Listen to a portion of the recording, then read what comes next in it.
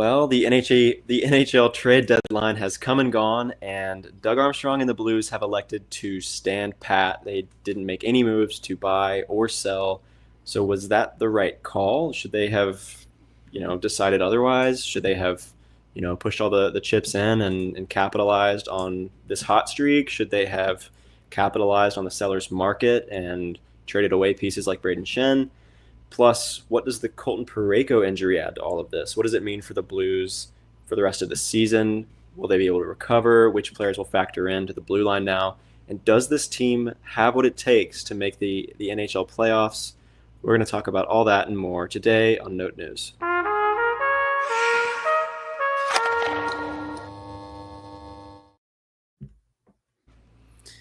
Welcome into another episode of Note News. It's John and Alec with you as always. We're Note News, a St. Louis Blues podcast. We go live twice a week. We talk all things Blues. So if you love Blues hockey and really like to hear more about it from the fans' perspective, then be sure to subscribe to our YouTube channel. It's the best way to keep up with us. Like this video. And you can also find us on Spotify and Apple Podcasts. We're on audio. You can follow and rate wherever you listen. And we're also on Instagram, Twitter, and TikTok at NoteNewsPod if you want to follow along and see some other content like shorter videos, graphics, memes, that kind of stuff. We post a lot of that on those platforms, so be sure to follow along with us there. On the point of YouTube subscriptions, we are getting close to 300, so help us get over that barrier. We're at I think like 280 right now, so hit that subscribe button. We really appreciate it. That is the best way to help us out for sure. Alec, it was an eventful trade deadline, not necessarily in terms of quantity of trades, but a lot of quality players moved. It felt like some big moves went down on Friday. And what was your overall reaction to trade deadline day? What was your sort of impression? What's your take on everything that went down? We can start to get more specific here too. I actually, when the deadline passed, on 3 p.m., I'm in Eastern time, so at 3 p.m. on Friday, I said, I just said to myself, oh, okay, so that was a okay trade deadline, not the most crazy, but there was some interesting stuff. And then the Marchand trade got announced, and I remember I was in the grocery. I was like, okay, no, this is a crazy trade deadline. So yeah, a lot of big quantity moves. And I think, it was definitely a seller's market. I think part of that is just there were so many teams in the middle and there just weren't really that many pieces to sell. There were a lot of teams looking to acquire talent, and a lot of the sellers sort of didn't know what to do with themselves in the middle, or didn't really have just the right pieces to sell off in some cases. Chicago definitely unloaded. Boston decided to unload. Vancouver sort of soft sold, but on a really big piece. So you can't really call that soft, but in the West, there were more sellers, but in the East, I mean, even Pittsburgh was buying and wheeling and dealing, but they didn't even trade their one trade candidate they should have. So it was a weird trade deadline. It was a cool trade deadline, a crazy one, but not so much for the Blues, although we'll discuss if that was potentially the right call. For sure. Why don't we start to talk about some specific moves? I mean, keeping it sort of close-ish to home, the moves that are most relevant to the Blues. I mean, obviously that Marchand to Florida is crazy, and that, what is it, Kachuk Bennett Marchand line is going to be a menace to play against in the playoffs. Goodness gracious, I wouldn't want to have to go through that, but yeah, super crazy, and crazy that a second-round pick is the return for him. And a huge seller's market, Exactly. I think part of it is just Marchand sort of controlling his destiny a little bit, having a pretty solid idea in mind of where he wanted to go and what it would take to get him there. And in the case of the Florida Panthers, it wasn't much. But yeah, just a crazy situation all around. But why don't we start with the biggest move of the day, because this was the main headline of the trade deadline, and actually could mean a lot for the St. Louis Blues, in a bad way, I guess. The Mikko Rantanen trade. So the Dallas Stars acquired Mikko Rantanen from the Carolina Hurricanes. They gave up, what was the return? It was Logan Stankoven, 2 firsts, 2 firsts. plus some other minor stuff. Yeah, so I mean, a tough way for Canes fans and enjoyers to like see it go down, but this isn't a Canes podcast, so we don't have to talk about all that. But like, I do think when you look at it absent of not being able to negotiate a contract extension with Rantanen, what they got in exchange for giving up Marty Necas, Jack Drury, what was it, a second and a fourth? They got Stankoven, Taylor Hall, 2 firsts and a third, and I think that's sort of the summary anyway. And I feel like that is if you look at it just purely from that standpoint, not a bad deadline at all, but definitely stings a little bit. But what's really really interesting about this now with Dallas is that upon being traded to the Stars, he signed an 8-year contract extension worth $96 million. So it's a cap hit of $12 million per year. So he's going to be in Dallas for a long time. Pretty close to home for the Blues. I mean, what does this mean for St. Louis? What does this mean for Dallas and sort of their? I mean, they're not a dynasty necessarily, but they have been successful for a long time. Like, what does this mean for us in the Central Division? Is Dallas becoming Toronto of the West? I mean, this is definitely a really big, important move to talk about. Rantanen is 28, going to be 29 over his 8-year contract. So with a full no move clause too. So it definitely is a big move. Dallas is really sort of putting this core together and saying like the next 2 to 5 years or whatever is our shot to win a Stanley Cup. Let's go out and do it. To perhaps. I don't know. They have been a perennial contender and haven't even made it to a Stanley Cup Finals since the was it 2020, right? They were 20 and Montreal was 21. I'm not sure. Think so. Yeah, in the weird playoff format. So in like a regular playoff format, the furthest they've gotten is a conference finals where they got embarrassed. They played better against Edmonton, but still. I think for Dallas, they kind of needed a move like this because they've been searching for a cup for, a long time. And for the Blues side of this, it's definitely like a good player is in the division, but it's not like he was really out of the division for that long anyway. The Blues are very familiar with Mikko Rantanen. I am also a little bit curious because the Colorado Avalanche have become and really are, I don't really think it's arguably are one of the premier NHL franchises. You look at history, you look at organization, culture, etc. They have always been able to put together a really competitive roster. And when they haven't, they had their tanking years, but for the bulk of their history, they've been competitive. They've won Stanley Cups, and they've really had smart front office moves. Them not being willing to sign Rantanen does give me a little bit of pause. I know I saw some things about potential medical concerns with Rantanen's lower body, was that the way just something about his body might age quite poorly.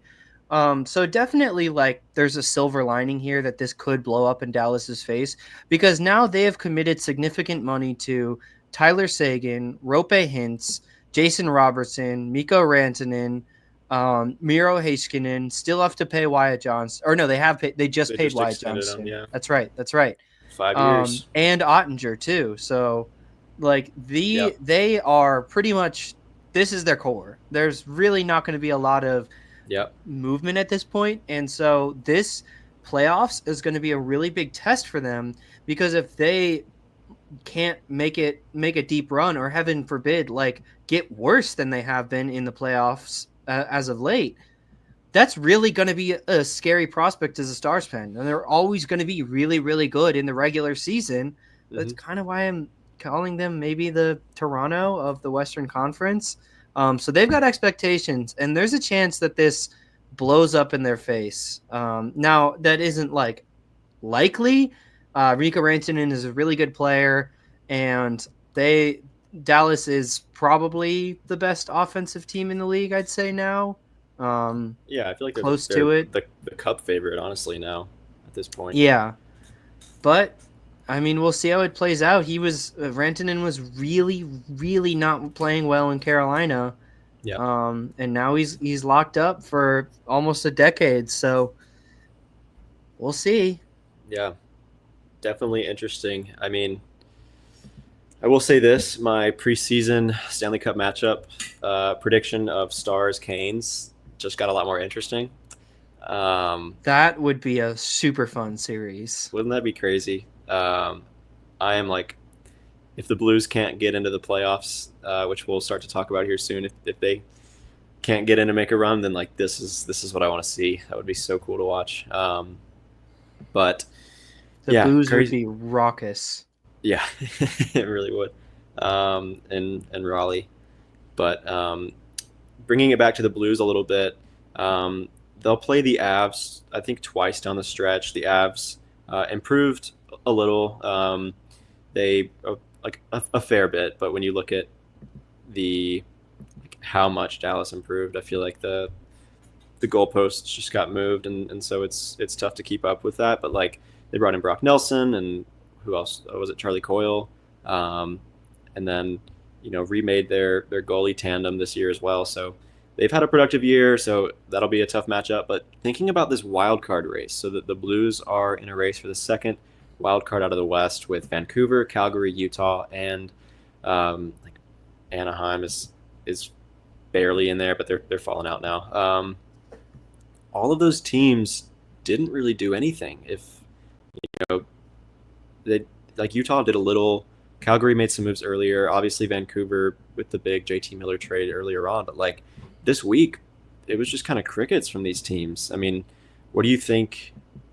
What do you think that means for the wild card race? Should one of these teams have like tried to grab it and improve more than they did? What's your take here? Yeah, it's really interesting. Vancouver sold JT Miller. Utah kind of just extended their UFAs, and Calgary didn't really do anything either. And Minnesota even arguably didn't do anything. Yeah, Um, so it is really interesting. I think because no one bought, then no one's really better for it. The only one who really sold are Vancouver, but they do have the most games in hand. And I think it's everyone being pragmatic. And again, just like the bidding wars and everything playing out, there just aren't that many sellers outside of like these teams too, and there aren't that many pieces to buy. So especially once like the Seattle players were off the market, and once Chicago had finished their moves, San Jose, there weren't a lot of pieces left. It's outside of Buffalo, but that's just a weird situation altogether. And then New York decided they weren't trading anyone, which is okay. Um, so like I just really think they sort of ran out of like space to buy from. yeah, And so I mean, if we look at who's hot and who's likely to make a push here, who's getting hot at the right time, I guess is what I'm trying to say. Of those yeah, teams, Minnesota is 5-5-0 in their last 10. Calgary's 4-3-3. Vancouver's 6-4-0. Utah is 6-3-1. Anaheim is 5-4-1, and the Blues are 7-1-2. yep, So a much hotter team.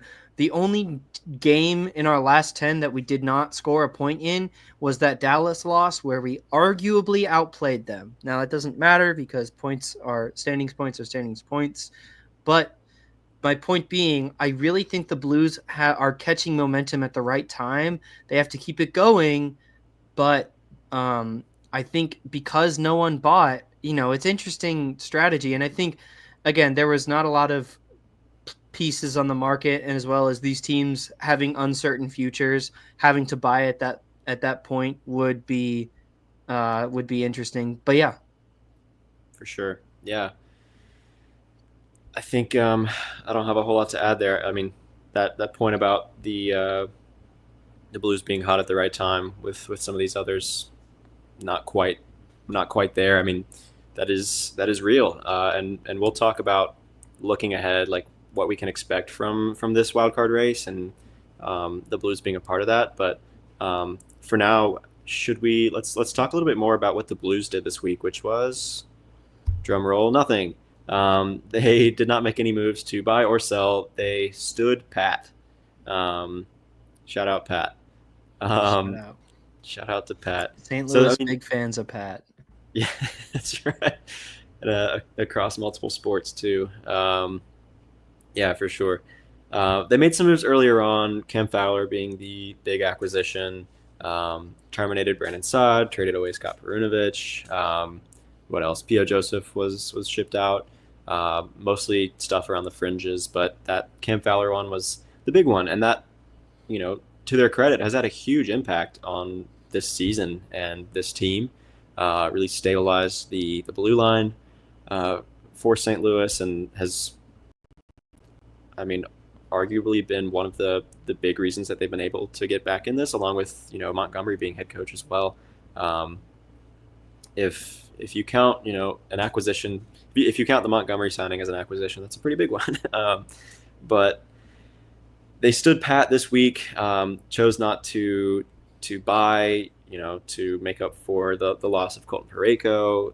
Chose not to buy to make up for a shaky center position. They chose not to sell as well in a seller's market. There were some packages out there, some discussions being had for Braden Shen, especially. Toronto was interested. They went another way. I believe Vegas was interested, and probably some others as well, but ultimately chose to hang on to their captain, along with all the other players. So we talked a lot about this last week, and how we thought this is what they would do. But we haven't had this discussion with the context of the Colton Parayko injury. So I want to ask you, do you think that what the Blues did in standing pat was the right call here? Should they have done something a little bit different? What's your take? I think the only sort of missed opportunity here, because again, buying a forward, if they were to do that, I think we've talked ad nauseum about how the Blues just don't have picks to play with. They don't really have the freedom to buy players, and if you're trading guys that we're really excited about, like Pekarchik, or potentially in a bigger deal like a Jiricek. And this draft, they have 3 picks. 2 of them are late round picks. So there's just not a lot to work with there. I do think in a very heavily sellers market, that maybe they could have taken advantage of that and perhaps sold like a Radek Faksa. I think that was a move I was really expecting to happen. I am surprised it didn't, but Fax is a big part of that W2F line, which has really been instrumental for how this season has played out. And so I think that's the reason that he's still on the roster. And I guess it makes sense, moving a defenseman short to respond to, was it Sam in the chat? It would have been nice to move a defenseman, but maybe the deal wasn't there. And even though it was a seller's market, the only real defenseman trade was sort of the Seth Jones deal. Everything else was really, really marginal third pair guys. Yeah. You could argue maybe Justin Falk is a third pair guy, but he has a lot more of a track record, a lot more of a contract than those other trades. And so I just think that for opportunity reasons, for really all these things, that I think they were wise. I think you would have probably had to overpay for probably a guy I doubt Doug Armstrong would have bought any rentals, but sort of a Cam Fowler type deal where you have him for next year, but you're giving up so many assets to get someone for next year. I think it made a lot of sense not to buy. And it would have been nice to sell, but they think that they have a chance at the playoffs here. And that's really valuable. And this franchise craves the playoffs. You can see it in the energy that they played with. I mean, even in that LA game they were gassed and winded for the first 2 periods. And then third period breaks out. It's still a tie game. And just the effort level was off the charts. They want to make the playoffs. Yeah. And so it wouldn't have made sense to sell in that sense. Yeah, no, I totally agree, and I'm not trying to like, and I don't think you are either. I'm not trying to hold Army's water or whatever you want to say. Like, I think standing pat was the right call here. You, as was pointed out in the chat, it was very expensive to buy, and with where they're at in like their retool timeline, those futures are very valuable, as you said. Exciting young players and not a lot of draft capital. So, um, I don't think buying was the right call, and they're so close. They are one of the hottest teams in the league right now. Since the Four Nations break, they have the fourth highest point percentage in 9 games played. They have, let's see what else here. The third highest goals for percentage, and the fourth highest expected goals percentage. That is like a sustainable scoring rate, sustainable rate of dominating. On both ends of the ice. Like, they look good, and they look good offensively. They look good defensively, and so I don't think selling was the right call either, because by all indications they might just be able to like sneak into the playoffs here. Knock on wood. I mean, they are playing like they want it. The vibes seem to be high. The clubhouse culture and energy seems to be in a really good spot right now, and so I think we can talk a little bit about like the value of Braden Shen here. He's central to that, and as we broke down last week, you made a great point, and in calling out like some comments from Ryan Suter and other guys like that. They love Braden Shen, and they don't want him to go anywhere. There would be a void in the locker room if Braden Shen was traded away. Could you have gotten a really big package in return? Sure, but I don't know. Like, Braden Shen is so central to what this team is, and the culture and style of play that they're trying to cultivate here, especially with younger players like Jake Neighbors. Like, you look at Jake Neighbors, they have a really great relationship. Shen and Neighbors do, and Holloway getting a lot of time playing along Braden Shen. I'm starting to see a little more heat to his game, like in these past couple games, like against the Kings, throwing some shoves around. Like, he looks, you know, hot and bothered, I guess is what you want to say. But like, these young guys are they have the potential to learn a ton from a guy like Braden Shen, and they have the chance to do it right now in a playoff race. Like, that is so valuable. These like these young guys who are very solidly on the NHL team, right? I'm thinking Neighbors, Holloway, and Broberg mainly. Like, they are deep enough into their careers that they don't want to just be like, you know, they don't just want to be out of it like halfway through the season. You look at like Connor Bedard in Chicago. This is year 2 of Bedard, and he already looks like frustrated. He already looks a little bit beaten down with like what that team is. Like, I think the damage you could do by setting your timeline back and trying to recoup a little bit of value for a player who's more valuable for you right now, I don't think that's a good call. And so I think standing pat is the right call here. Like, you risk messing up the dynamic and the culture here by buying or selling. So that, I mean, that's another thing. So I just think honestly this was the right call. But do you have any thoughts on the Parayko injury? Like, should they have maybe acquired a defenseman? Like, is there something they should have or could have done there? I know you said there wasn't a lot of defenseman movement around the league, but like, is that something they should have pursued more aggressively? Like, what's your take here? Yeah, I mean, it's so tough because just the timing of it. It Yeah, literally happened on the last play of the day before the trade deadline.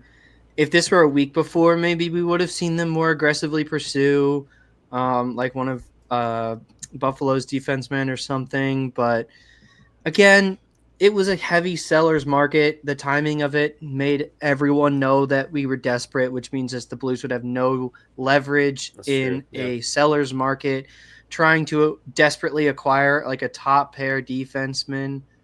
Um, Really, I think would have made it just the return be absurd. And again, who do you even acquire in that situation? Unless it is like I really truthfully, unless I don't understand sports, I truthfully don't think Owen Power was ever on the market. I think he's he was the number 1 overall pick. Like you don't trade that, unless you're really a lost franchise, and I guess Buffalo is, but would have loved. I mean, yeah, if Owen Power's available, sure, throw the house. But it would probably be more like a Byram or, I don't know, maybe, trying to do this off the top of my head, like maybe, coming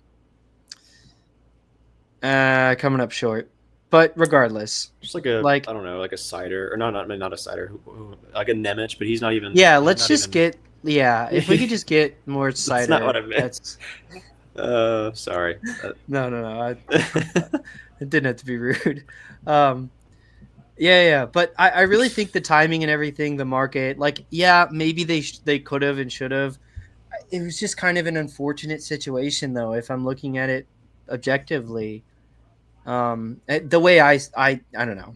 From my point of view, it would have been nice, but the Armstrong is still trying to build for Steen, build for Yeah. Snuggerud, build for Dvorsky, build for Yeah. Thomas's prime, build for Cairo entering his prime, Broberg, Holloway. I could go on.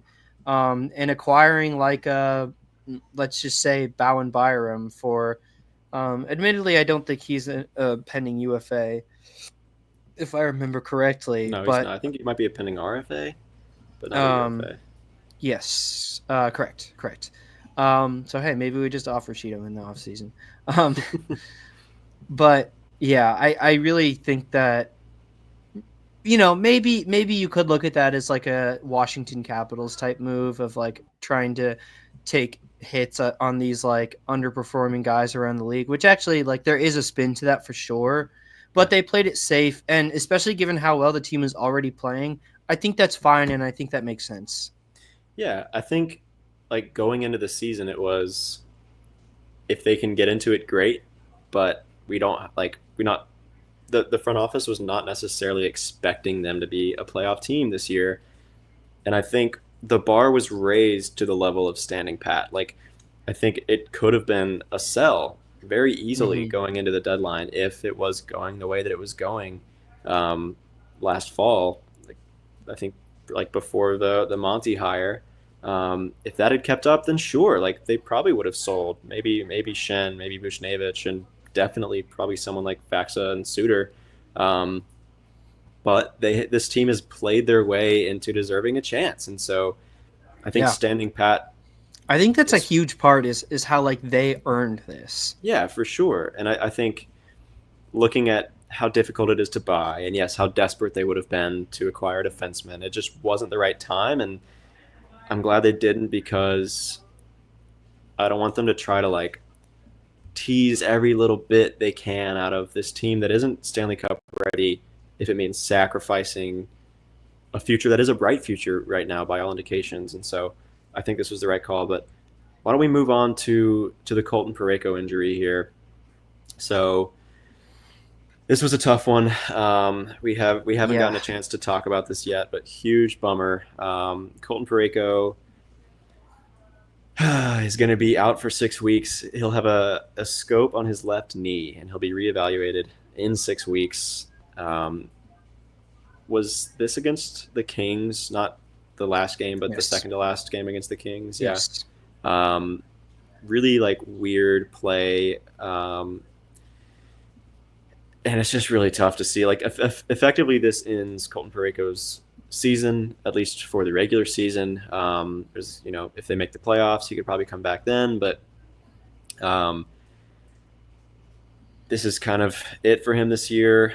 Super difficult for the Blues, but also like a huge bummer for Colton Parayko himself, who's in the middle of a career year. He had 15 goals, 20 assists, so 35 points. He was playing fantastic. He was playing like he wanted to win the Norris Trophy.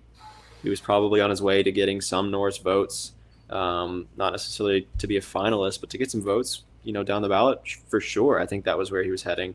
Um, Super difficult to see him go down, and especially for such an extended period. For both the Blues and Parayko. But I mean, what was your reaction to the injury? Like, what does this mean? Are we screwed? I mean, watching it live, like I was shocked when the news came out. It was an absolute. It just looked like a weird slip and fall. Yeah. Um, yeah, I was absolutely shocked that how bad it was. It does kind of seem like the early reports are that it's not maybe not as bad as it could be. Is that maybe like Parayko probably should be out for the remainder of games, but could be back by the playoffs or even a little bit before the playoffs.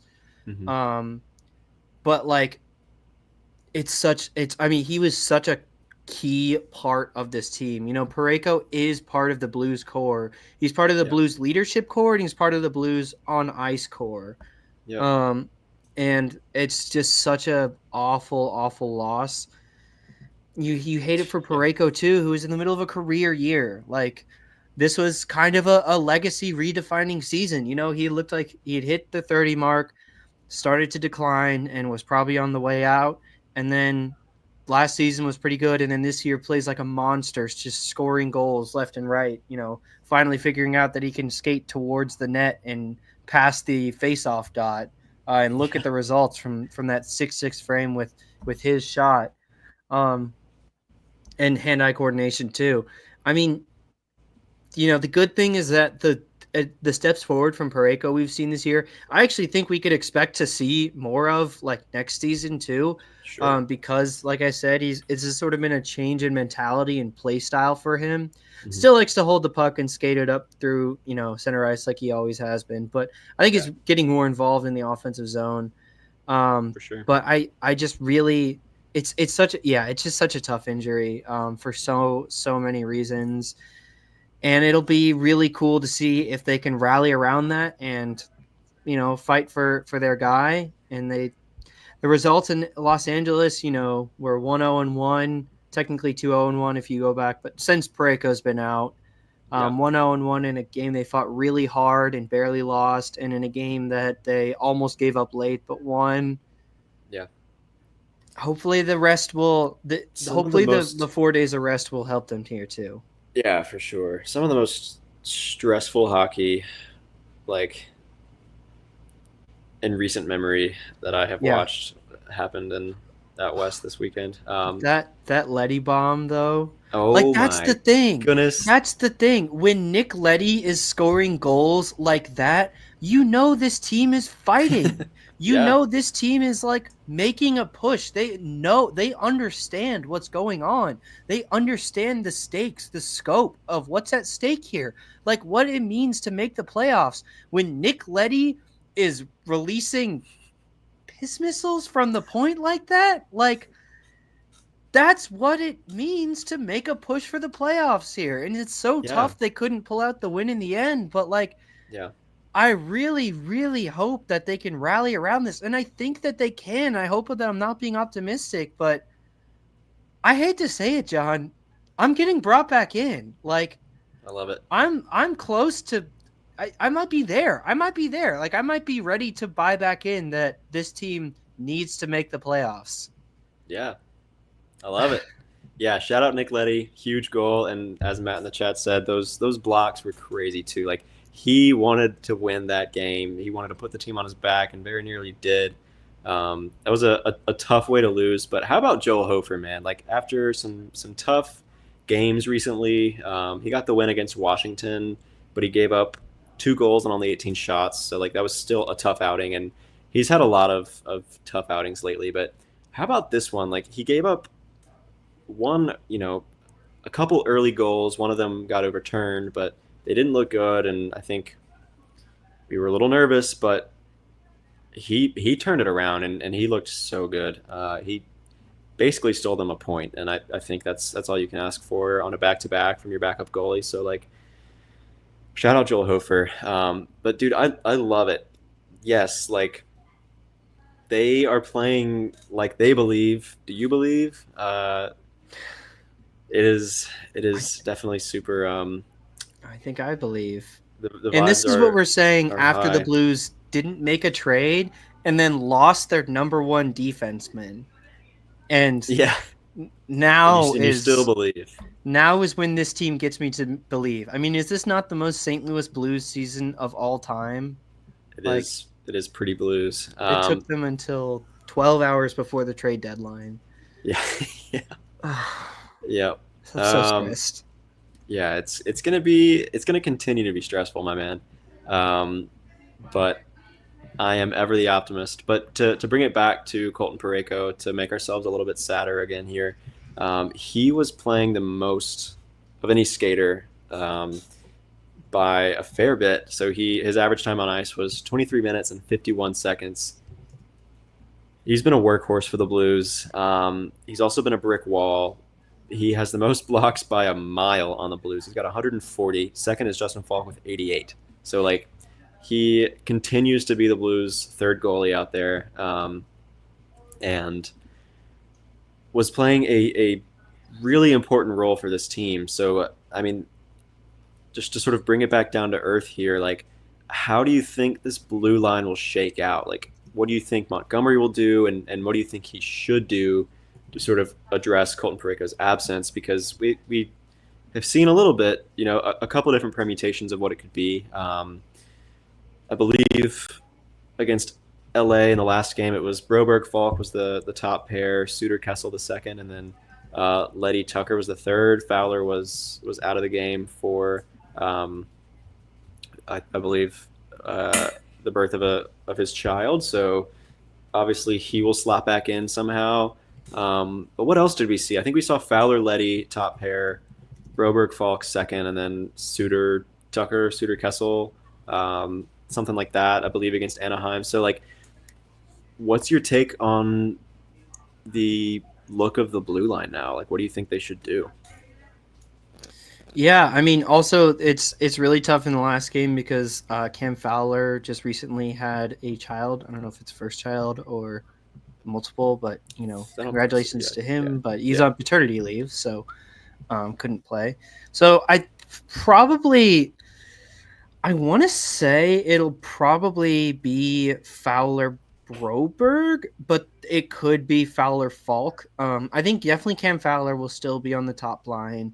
Philip Broberg is definitely our next best, and really like best, our best defender playing right now. Um, but like if it isn't Broberg, then it would be Falk for the opposite-handed shot, if I remember correctly. But also to let Broberg sort of eat on the second line. Yeah. I would be interested in maybe also a Tyler Tucker promotion. But then again, you can't really have Suter on a line together just for so many reasons. But right now, I believe Suter and Kessel played on the second pair last game, and maybe we could see Suter and Tucker play on the second pair. Um, so definitely, I think Fowler will be the de facto number one guy, and I would like to see it with Broberg, but it'll probably be with Falk, and that's probably okay too. With Broberg Falk. definitely does. Yeah, Broberg does struggle with added minutes, and you want to get the best value out of the guy, and like maybe Falk and Fowler can develop some sort of offensive something, but that's what I would say. It's interesting. I don't know if I agree. Like I feel like, and I mean we could see like a little bit of everything here, but I kind of think they're more likely to keep Broberg and Falk together. That's just there's some chemistry there. Dude, Philip Broberg, oh my goodness, can this guy play some defense? I love watching him play defense. He's so good. So if he does get elevated to play alongside Fowler, I wouldn't hate it. But as you said, kind of came back down to earth when he was elevated last time. And then yeah, it would have to play on his offhand, which he has done. He did in Edmonton a fair bit, but that would definitely be a little difficult. And then who plays on the second pair? Do you elevate Suter Tucker? Is it Falk and Letty? Like what do you do there? I kind of think we're more likely to see Broberg Falk either as the top pair or the second pair, and then Fowler Letty. And if Letty plays like he did against LA, then you kind of take it. Like that wouldn't be the worst thing in the world if he can keep up this performance or like something close to it for the rest of the season. it could be okay. But yeah, Letty is probably a tough one to have on the top pair. So I mean, I don't know. I just think it's likely that Broberg and Falk will stay together in some regard. But yeah, it's a tough loss for sure, and it comes at the wrong time, honestly. But At the worst time. the worst time. But they fought hard against LA. I think if they had gotten some rest, that could have been a game that they were very much in. That could have been a game that they won, very easily. But it just so happened to be a back to back, and they'll get a break here. But it showed they were tired. By the end of that, they were pretty worn out. But I don't know, man. They're gelling. They're buzzing right now. So The boys are buzzing. boys are buzzing. So why don't we talk now about this wild card race, right? Looking ahead, does this Blues team have what it takes to make the playoffs?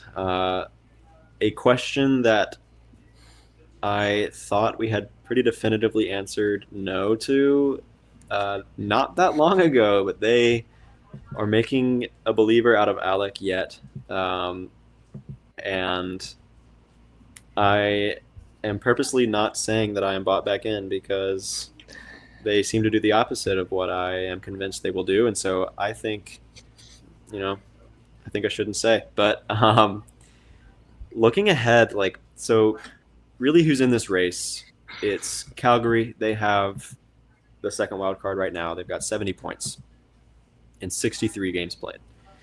Vancouver right behind them, 62 games played and 69 points. The Blues, 65 games played, 69 points.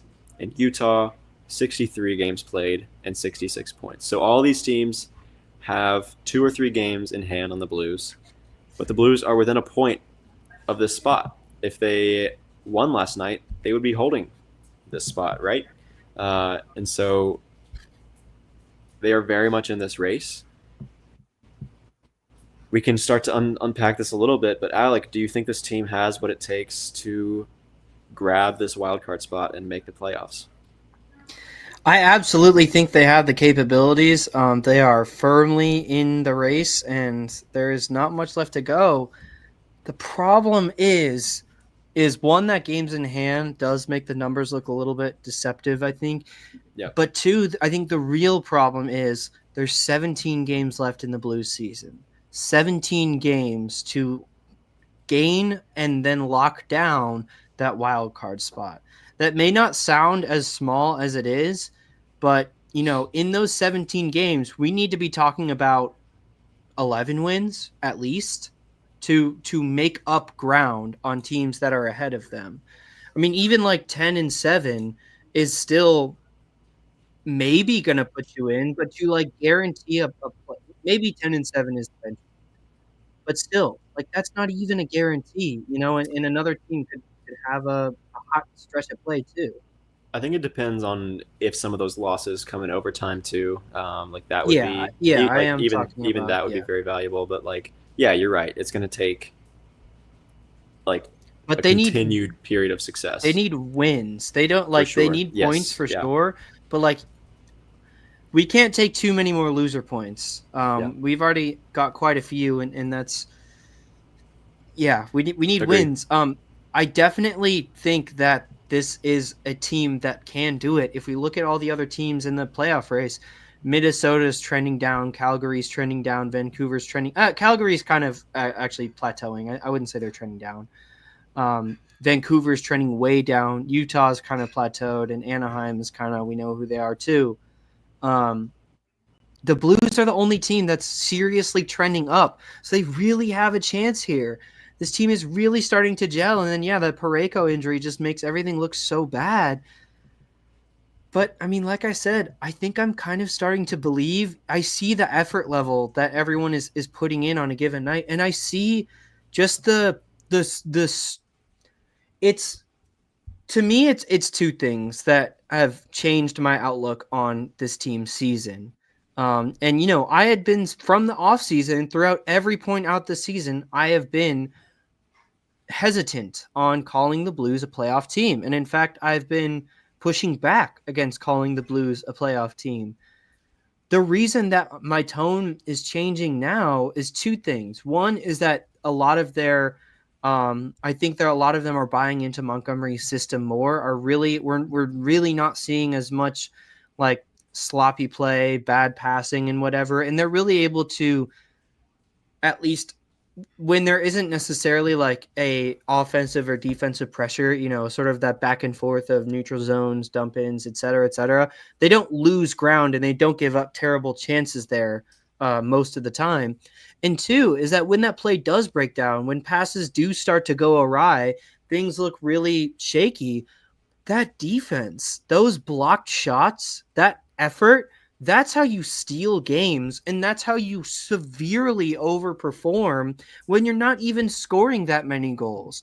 On top of all of that, the Blues have been an offensive threat in their past couple games. Now, lost 2-1, one goal against the Kings, who's the best defensive team in the league, or one of the best, but one goal there, not good. 4 goals against Anaheim, 3 goals against the Kings, 3 goals against the Stars, 4 goals against the Kings. I could keep going. But the Blues have been scoring a lot of goals. You combine that with a defensive effort that looks like this, that's different. That's so majorly different than the team we talked about at the start of the season that played down to bad competition, that couldn't hang against the best teams in the NHL. And when that final third period rolled around, they just rolled over and ran out of steam. That's not this team. This team is fighting. They are fighting and scratching and clawing and kicking their way to every point, like scraping every point out of their schedule as they can. Really would have loved a win against the Kings, but even then, to go and get an overtime point in such a hard fought game, that's something to be proud of. And that energy is infectious. I think you can feel it. I certainly feel it in the players' type of play. On top of that, the performance Jordan Binnington has put on since the Four Nations has been stellar. There have been a couple moments you'd like back, and in that Stars game where he came in relief, technically got the loss, technically allowed 2 goals. Even then, I wouldn't really hold that against Binnington. He has been stellar. Like, this team is clicking. They're getting hot. They are fundamentally a different team than the St. Louis Blues at the beginning of this season, which in my mind already makes this season a success. Mm-hmm. I've called this season an evaluation season. They've passed the test. All that's left to do is show up for the big game, show up for the last one. I really think they can. I think they're in a better position than every other team in the playoff race, even over Minnesota.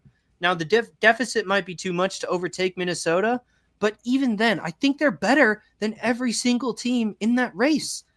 I would love to see them do it. I really think they can. I think I'm bought in. I love it. I love it, man. I think one of the best things that I've seen is just each line, like each forward line seems like it has some stability now, and like they each have an identity. You've got Neighbors Thomas Buchnevich has been buzzing. Point. It's been doing really well. Holloway Shinkaru continues to be dominant, and then this I think I heard either Jamie Rivers or John Kelly refer to it as that 70s line. Yes, which was that's a great name. It's really good. Joseph, Sundqvist, and Bolduc. Like, that is a responsible defensive line that has been doing so well. Oh, great defensive line. Yeah, and also Joseph and Bolduc. Yeah, and I mean Sonny too. Like, Sonny's not bad defensively. There was a rough stretch there. He's playing well. There was a rough stretch there where we were not too happy with Oscar Sundqvist, but he is playing pretty well. Zach Bolduc.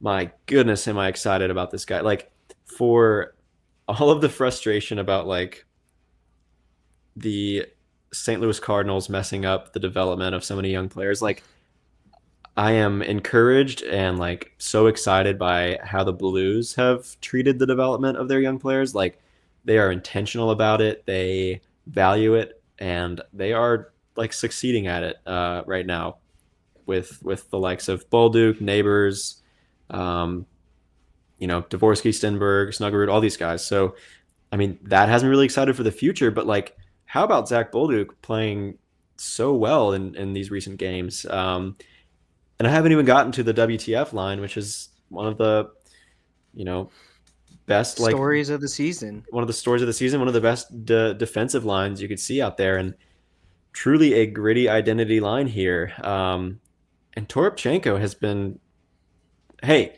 update the Torpo meter. My boy scored. He scored a goal.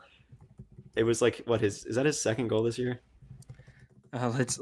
Let's do our Yeah, due second diligence goal. on the He Toropchenko point tracker update. So he is up to 12 points woo. and has not There you one but go. 2 goals. 2 goals. He scored uh, a nice goal. Was that against Anaheim? I think that was the Anaheim game, I right? can't I think it remember. was. I think it was. I mean, it wasn't LA, so yeah, I It wasn't misspoke. LA. But yes, the Torpo meter is just going up, my man. He has scored again, and then honestly, like I know that the Faxa move was one that you were sort of thinking would happen and maybe should, but I think I was a little bit more like, should they? Like I'm not so sure. So I mean, I will say like as nice as it would have been to see, to accrue some draft capital by moving him that you don't have a ton of right now. Um, And would I'm have gotten way more than we should have for. Yeah, for sure. I am glad that they're sort of writing this out because he is such Definitely. a centerpiece of like this identity of responsibility, like defense wise, of grit and sort of toughness. And so I've been really pleased with Radek Faxa, but um, just bringing it back to like this wild card race here. One other point I want to bring into this conversation is the remaining strength of schedule is an important consideration. Like this doesn't mean that those with the weakest strength of schedule are going to have the best record necessarily, but like it is something to think about. Now, just sort of going down the list from most difficult schedules to least difficult of these teams that are in this Western wildcard race. Let's see. Moving down, the eighth toughest schedule left belongs to Anaheim. Um, the ninth toughest, according to Tankathon.com, the ninth most difficult schedule remaining is Vancouver.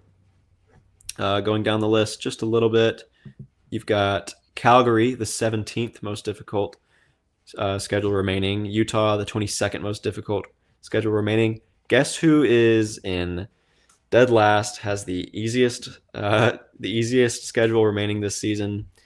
That's right. It is the St. Louis Blues. Their toughest opponents for the rest of the season are Winnipeg once, Edmonton once, Minnesota once, Colorado twice. They're also going to get to play the Chicago Blackhawks. They'll play the Seattle Kraken. They'll play the Anaheim Ducks again. The Utah Hockey Club, they'll play once. They'll get to play the Pittsburgh Penguins twice, and then they'll get to play the Nashville Predators 3 times. This is for a schedule or for a period where they really need to put something together and have sustained success, getting 2 points as much as possible. You couldn't ask for a better situation than this. Like their schedule is shaping out to be, it looks like it would be doable for that. Mm-hmm. They'll get this extended rest period, right? They won't play another game until Thursday. So unfortunately, we do have to wait a while for more Blues hockey, but fortunately, they'll get an extended rest period after a really tough road trip here. And then they'll get to come back against Pittsburgh. That is absolutely a That's game kind of a must-win game. yeah, for sure. But I mean, that is a game where you can get 2 points. Minnesota, a tougher one right after that. But then you get one of your toughest matchups out of the way. Uh, then you go on to play Anaheim and Nashville. Those are games you can win, and then a huge one against Vancouver on Thursday, March 20th. So like, I think they can, with this is a schedule that they can put another streak together in. they're also playing some mid-level teams along the way as well. I mentioned Vancouver as well as Montreal and Detroit, but those will be solid matchups. Like I think this is a schedule where the Blues can start to, as you said, like make up ground and chip away at the games in hand that that advantage that these other teams have over them, especially against Vancouver. Like that would be huge. Um, but yeah, like what do you have to add on the remaining schedule point? Yeah, I mean, so I want to compare that to what we just did and why this is really doable. Shout out Alex Ferrario, who does the Blues radio show for 101 ESPN. I'm just going to verbatim read a tweet here. So this is entirely what he put together. I want to credit him. He Yeah. says the Blues just played 9 games in 15 days, had 3 sets of back-to-backs, 2 including travel, 3 sets of 3 games in 4 days, played 7 teams sitting in playoff spots of the 9 that they played, and 6 of those teams were in the top 3, played without their top 2 defensemen, and in that stretch earned 8 of 9 points and made up 6 points in the standings. Or earned points in 8 of 9 and made up 6 points in the standings. And that was, in a stretch where everything should have gone wrong, they start playing their best hockey. It's go time. Like now is the time to do it. And I sort of want to. This is a little bit. I think I've said everything just about like the race in general. So I sort of want to take a slight deviation here as to what I think will end up being relevant. Dvorsky and Snuggerud. Yeah. So I actually, for the race, we already got confirmation from pretty much all parties that Snuggerud would play. I think the last 2 games is when the Frozen Four or whatever is supposed to be done, and he will be playing with the Blues, but again only for like 2 games. It's not going to be more than that, This Unless they make the playoffs. Unless they make the playoffs, right? But in terms of regular season, the Snuggerud question is already answered. Dvorsky, I actually think that the Blues being in the playoff race makes it less likely that he gets called up. And I actually really don't think he gets called up unless it's like for the last couple games of the season. But I only think that happens if the Blues have already clinched his playoff spot. And honestly, I think it might come down to the last games of the season. I think you made some really good points as to why that is. That to me, that means that I would expect to kind of not see Dvorsky this year. I know he's playing great hockey in the AHL. I know he's going to be a great player for this team, and I would love to see what he's capable of. But he's also 20 years old, and being dropped into the NHL in the middle of a playoff race down the stretch, playing, a bunch of teams with not much to play for. I'm not really sure that that's the best, crucible to start your NHL career in. We talk about the Cardinals and, mishandling development of players. I would really much rather if, for example, the Blues had sold and were way out of it, then I would totally be on the Call Dvorsky up train. But the other part of this is that, like you said, every line has an identity and they're playing so well together. So maybe you call him up and make him like a 13th forward, but then you only dress 5 defensemen, and like Dvorsky hasn't received any of Jim Montgomery's coaching, and this coaching is what's been making the defense so effective. Yeah. He's probably not going to play in the special teams for the same reason. And where do you put him? WTF seems set. So you probably have to sub out Matthew Joseph or Oscar Sundquist. Maybe that works out, but it's kind of working, and it's kind of not the time to be tinkering with things. So For sure. I actually, good point from Matt in the chat. Springfield is, like I brought up, they're such a great American Hockey League team this year. That like just let him play out like playoffs in that setting. Sure, it's not the valuable. NHL, but it's still valuable, and it's a really fun team. So I honestly don't really. I wouldn't expect to see Dvorsky or Snuggerud for any more than 2 or 3 games this year. And I think that's the right thing to do. Yeah, I agree. I mean, I don't think that it would be the right thing for his development, and I don't think I'm not worried in Armstrong like mishandling that right now. Like he, by all indications, seems to want to do it right and do it intentionally. And I don't think, yeah, as you said, dropping him into a high pressure playoff race is necessarily the best thing. Like it would be valuable for him to get that experience of games that matter. Uh, but I don't think it's the best thing for him. And you got to think about like as it gets down to the wire, like the Blues could very like every game is going to matter from here on out until you know until they hypothetically would clinch. So it wouldn't be the best thing for them either to as you said, disrupt the chemistry that already exists on those lines. But like to drop an inexperienced player into a role on a team that's trying to make the playoffs, like and trying to make it on the backs of players for the most part that have been there before. Um, and so, yeah, I think the only way we would see Dvorsky called up um, at all really is if a they clinch, b they are like eliminated, or c there's an injury or something like that. Like God forbid, but like I don't think that they're in any rush to do it, and I think that's probably the right decision. But um, yeah, I think also like another thing to think about to sort of bring it back to the wild card race here a little is the Blues making the playoffs depends just as much on how these other teams are performing as it does uh, as yeah it does on them performing well. So like we need these teams. We need Vancouver and Calgary to struggle a little bit, and Vancouver has a pretty difficult schedule remaining. They're playing Dallas right now. Then they're going to play a back to back against Montreal and then Calgary. They'll have to travel in between. So I think I'm rooting for Dallas tonight, and then Calgary, Dallas tonight, Montreal on Tuesday, and then Calgary on Wednesday. I think that I think I want no, I'm rooting for the Canucks against Calgary. That's what it is. So I want the Canucks to lose, but then I want them, to beat Calgary, so they're not really making that much ground up because they just lost. So like I think that would be ideal. But they're also going to have to play the Rangers, the Devils, who but then they'll play Winnipeg again before the month is out. This is Vancouver. Um, they've got to play at the end of the season. Get this, their last six games are Vegas, Dallas, Colorado, Minnesota, San Jose, and Vegas again. Like that is a tough stretch to end the season on.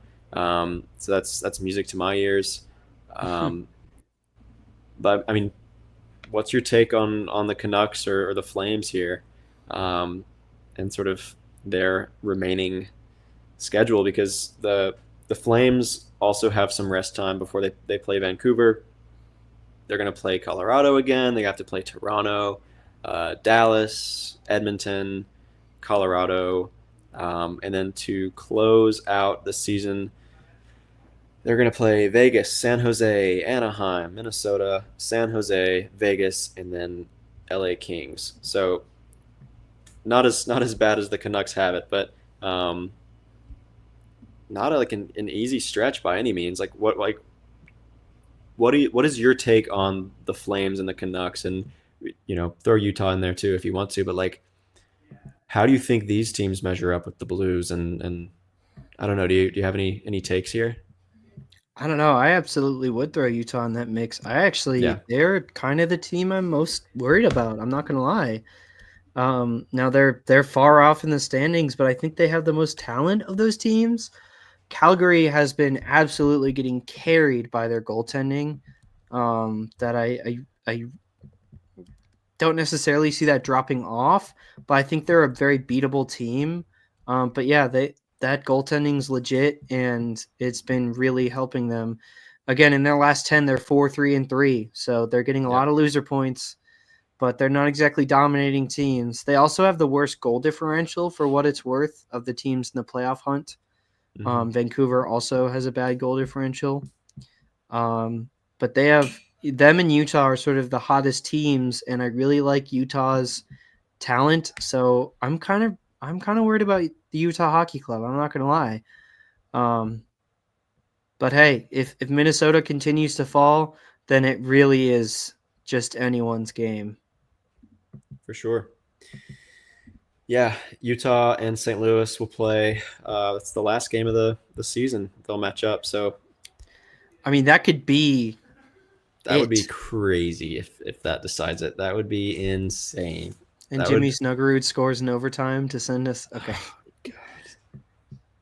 now we're just daydreaming. Oh my goodness. That is if that game ends up like deciding anything, like my blood pressure is already rising. Yeah. But The John Boy's tweet that is just forever immortal. It's something along the lines of yeah, why watch overtime playoff hockey when you can simply use white powder substance and ride a motorcycle out of a helicopter. yeah, it's the same thing really. Why don't we close out here by talking like a little bit more about the Blues? Like, what are Evergreen. you, yeah, what are you looking for?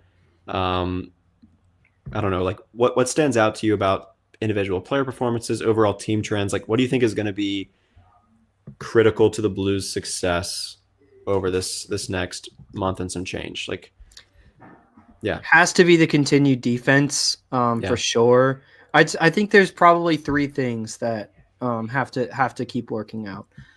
The continued effort on the defense is the reason that we were even able to force overtime against the Kings. yeah, So you have to keep yeah, playing that hard, which for the stretch they're going into, they're not going to have any days of rest until April 10th is their first more than one day off.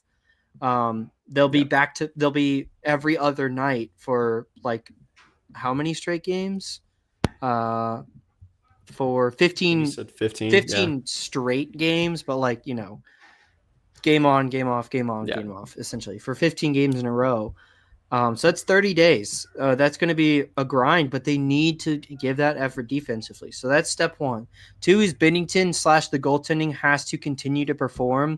Joel Hofer had a huge bounce back start, and Jordan Bennington still has to prove that he's that guy. His for what it's worth, his record right now is finally it is neutral right now. He's at 20-20. He had a winning record last year. Okay, my mistake. I thought wrongly of Jordan Bennington, but regardless, he needs to continue to play at the level we've seen him play if the Blues want to be in this race. And then the third thing is honestly the top line. Thomas and Buchnevich had some big stretch of games. In that last LA game, they were really quiet. Now I'm not saying yeah, that they're bad or they're struggling. They had one bad game. But like Thomas and Booch can't take multiple games off, yeah, essentially. If they have one bad game, they got to have 2 or 3 good games. for sure. So those are the three things I'm looking for. And if that happens, I think the Blues are going to be playing for the Stanley Cup in May or April. Yeah, yeah, can't argue with those like Alex keys to the game or whatever. Mhm. Keys to the Yeah, season. keys to the season for sure. I can't believe I'm here. I can't believe they freaking brought me back in, man. They brought Alec back from the brink. Every time. I can't stay away. Yeah, what is the old adage? Like you win and lose hockey games, in net, down the middle, and on the blue line, or something like that. So those are like the three that I've got my eye on. Yes, goaltending has to continue to be solid. Jordan Bennington has to keep this up, and I think Joel Hofer has to keep up what we saw from him against LA. He needs to come back a little bit because you know there's a couple back to backs coming, and in those I'm sure he's going to get some looks, and these games are important, and you can't have him just sort of coughing up games. So I loved what we saw from him against LA, and so last night, super super great performance, and a tough way to lose an OT, but that was not his fault by any means. It was a tough play by Broberg One and of the Holloway. best young forwards in the game too. Like Yeah, Quentin Byfield, I think just Quinton Byfield capitalized is on so that. good. Yeah, for sure. Unrelated. Yeah, for sure. So I'm looking for Hofer to rebound. That is critical to me. Just get into a playoff race, and then Bennington can take over. Just like that is your role if you're Joe Hofer. In my mind, is just this is your playoff race. Like this is where you know stake your claim to continued looks in net because Colton Ellis is coming too. So like you gotta make it matter, or you gotta make these games count. And so yes, so the netminders have to keep this up. Um, Down the middle, this is what I'm most happy with of these three. Robert Thomas, Braden Shen, Oscar Sundquist, and Radek Faksa look really good right now. Um, all four of them I'm pretty pleased with at the moment. Some more so than others, but Thomas, Shen, uh, they're all great defensively. Thomas and Shen great offensively as well, especially this season. And so, um, if they can continue to be a strength, then that's something you know I'm super excited to see how that plays out. So um, that is key that they keep that up.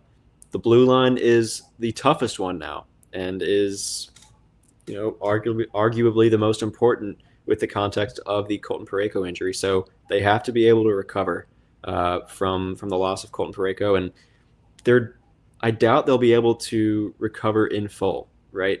You probably can't replace Colton Parayko with anything that exists on the roster right now, and so you're gonna have to make it work another way. You're gonna have to find some other way to win games. You're gonna have to find some other way to get some stops and to score some goals because he's been doing a lot of both. So that is key to me. How does the blue line adapt? How does it shake out? And that is just as much on Jim Montgomery and the coaching staff as it is on the players. Like you got to find a solution quick. You have some time to figure it out with these days off, but you got to find something, and you got to find some sort of pairing, some sort of uh, roster, some sort of lineup that works. And so the blue line is really what I've got my eye on most right now. But yeah, super exciting stuff, my man. They are in this race, and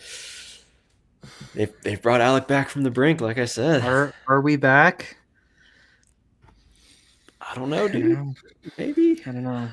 Super I'm excited nervous. to watch some exciting games that matter down the stretch here. So, um, really excited to see how they perform against Pittsburgh and Minnesota later this week, and then um, another really important week coming up right after that. So we'll be here to break all of that down as it comes. And if you haven't already, please subscribe to our YouTube channel. Get us to 300. We're almost there. It's the best way to support us. So if you haven't already, please hit that subscriber button. Like this video. We're also on Spotify and Apple Podcasts. If you like audio, you can follow and rate wherever you listen. We love to read ratings and reviews, so be sure to write us one. We're also on Instagram, Twitter, and TikTok at Note News Pod, so you can follow along with us there. We post a lot of other great content, announce when we go live, but we do go live twice a week, so we should be back to stream later on this week. So be sure to check all those channels and all those platforms for when that'll be happening. But thanks for tuning in to a pretty fun episode of Note News. We'll see you next time, and let's go Blues, baby. Let's go Blues!